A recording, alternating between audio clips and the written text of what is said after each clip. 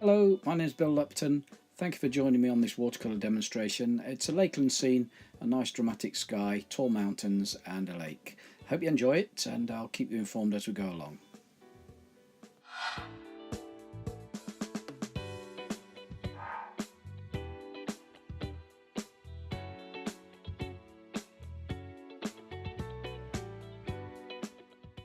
As you can see, my hand is moving quite fast. I do paint quickly, but not that quickly. It's playing at twice normal speed, so we can go through the video in a reasonable time.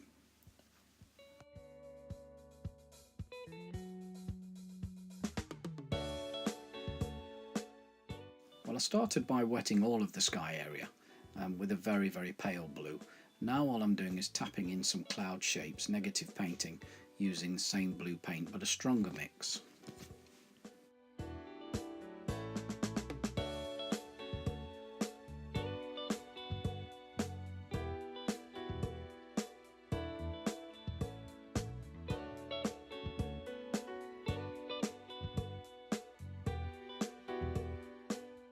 Well, now I've painted the blue, I'm just adding some alizarin crimson in places.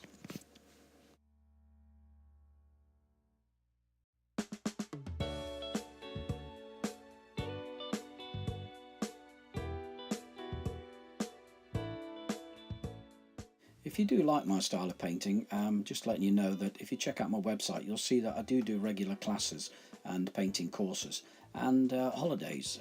I'm doing a holiday in North Devon this year, so if you're interested in anything like that, or indeed a live demonstration or workshop for a group or society, please give me a call.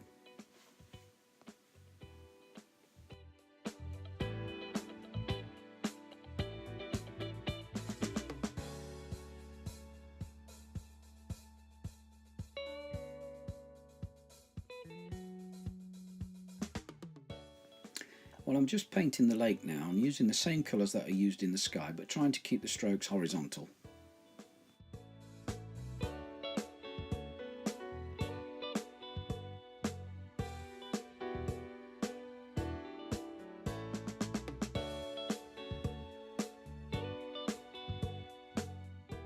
Well, now I'm using a 1-inch flat brush, just damp with no paint on, and what that does is it absorbs paint like a sponge and leaves some nice light areas, as you can see.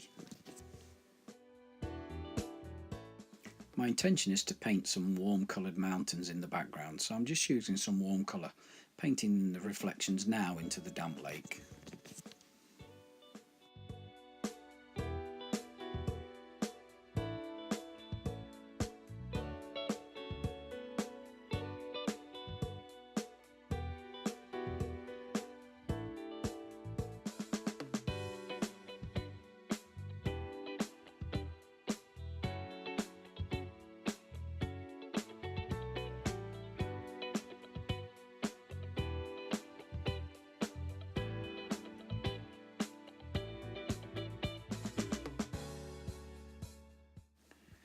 I'm at the stage now where I want to paint this tall mountain in, so here we go, quite a dark strong colour at the top.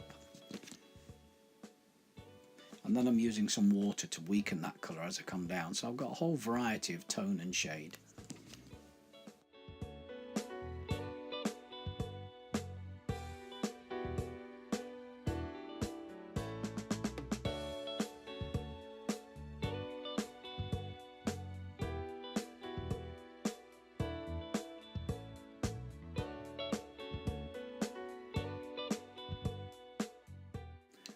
Well, as you can see, I'm also using a range of other colours. I've got some greens and some browns and a little bit of burgundy in there, and it's just adding a nice variety of tone and colour to the face of that tall mountain.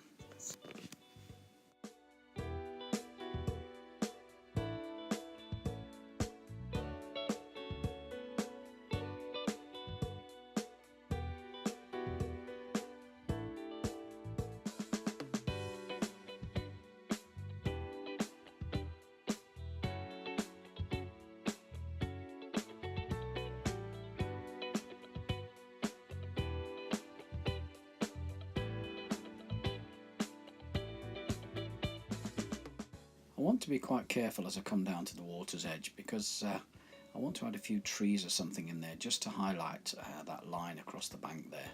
I will add with a darker colour some small trees along the edge.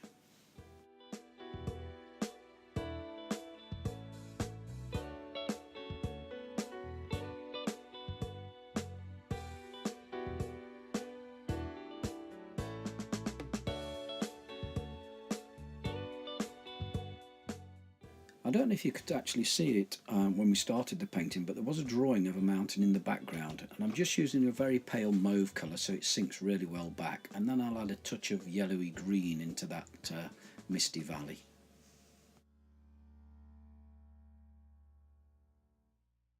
I think now it's time to move on to the foreground, using the same half-inch brush, but this time I'm using a lot warmer and generally quite thick colours, so it will really stand out and push the background back. I'm going to use quite a range of colours, and they are intermingling as I put them on the paper because I'm using quite a wet brush.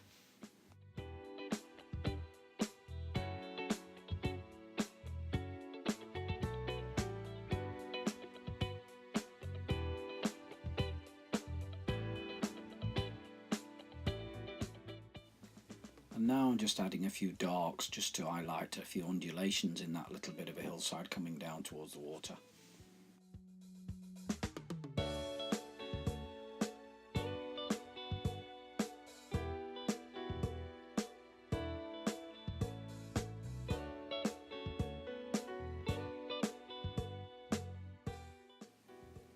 Well, now I've got the big brush. This is a 1-inch flat, and I'm using quite warm, strong colours again. But there's more burnt sienna in this colour than the other mountains. Again, this will help bring things forward.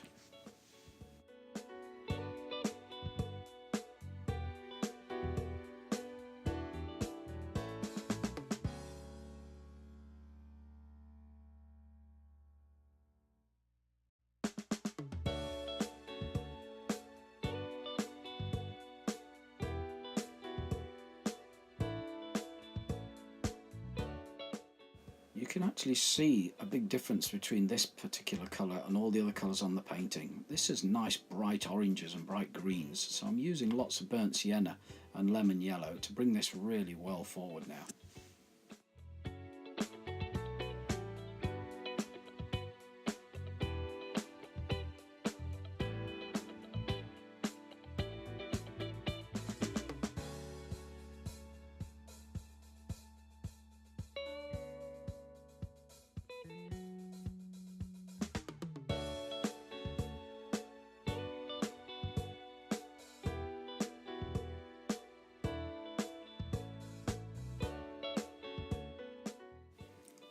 Building it slowly and now adding some dark colours really does give a nice rugged effect to this foreground. You can see the movement in the land.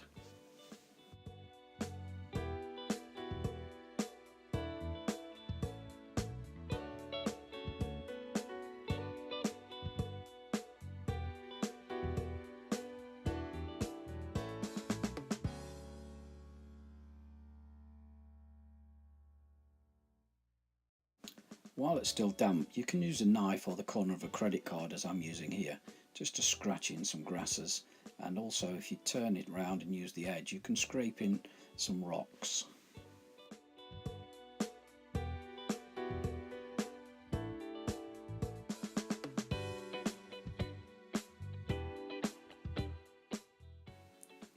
With a small round brush I'm adding in some dark colours underneath those rocks just to emphasise the shadows. Again, it just provides extra depth.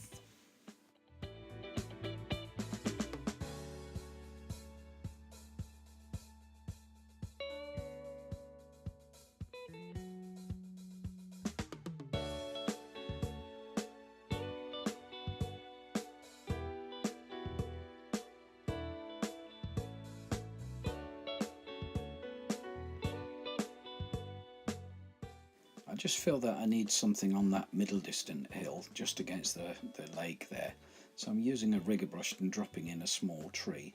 I'll use some very wet green or grey paint just to add a few leaves across the top of those branches.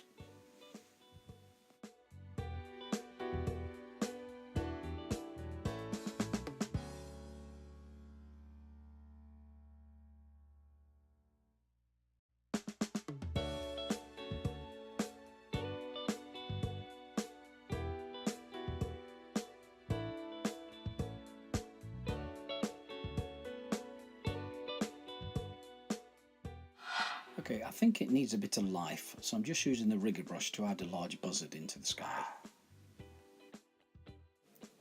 There's the finished painting. Hope you enjoyed the demonstration. Please don't forget to subscribe. If you do subscribe, you will receive free notifications whenever I upload any new videos. Thank you very much for watching, and hopefully we'll see you again soon. Bye for now.